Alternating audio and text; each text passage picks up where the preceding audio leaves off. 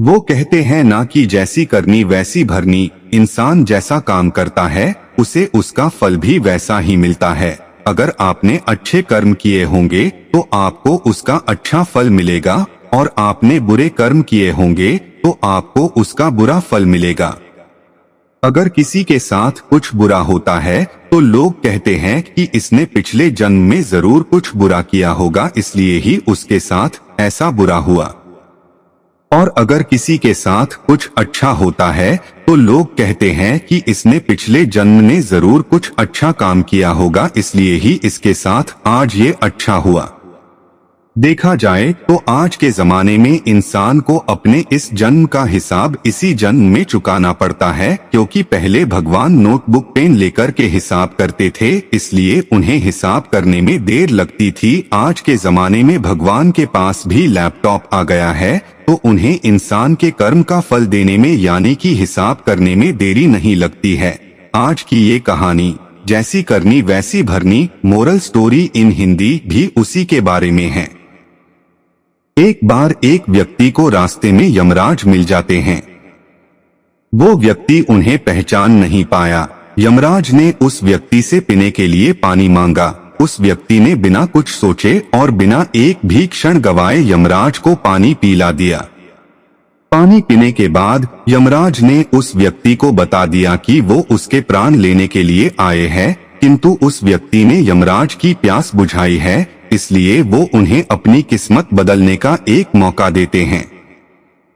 इतना बोलने के बाद यमराज ने उस व्यक्ति के हाथ में एक डायरी दे दी और उस व्यक्ति से कहा कि तुम्हारे पास 10 मिनट का समय है।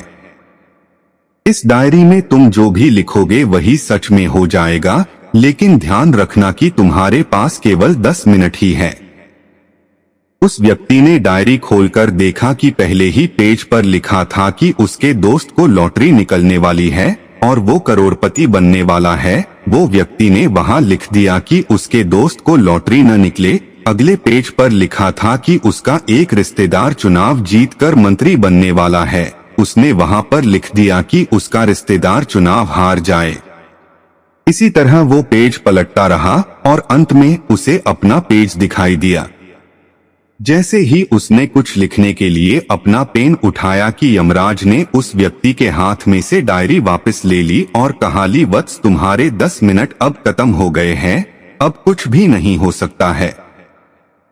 यमराज ने कहा कि तुमने अपना पूरा समय दूसरों का बुरा करने में व्यतीत कर दिया और अपने आप को ही खतरे में डाल दिया। अब तो तुम्हारा अंत निश्चित है। अब तुम्हें कोई नहीं बचा सकता, क्योंकि तुम अपने आप को ही नहीं बचा पाए।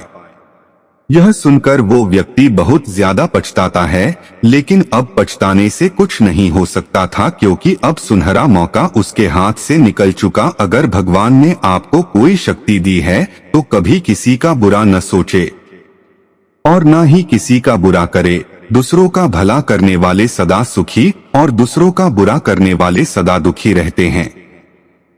अगर आपको हमारी स्टोरी अच्छी लगी हो तो अपने दोस्तों के साथ भी शेयर कीजिए और कमेंट में जरूर बताइए कि कैसी लगी हमारी ये कहानी।